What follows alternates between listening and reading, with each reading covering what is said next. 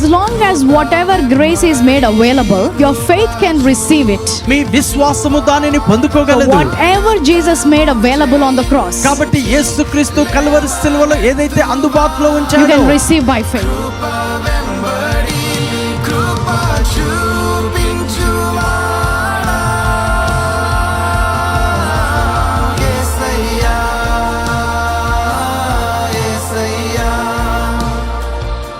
It's very hard at my workplace. I thought, how can I move forward in this competitive world? But Pastor Arpita has released a word saying that don't get intimidated by the circumstances. God is with you and He is your strength. So I received this word.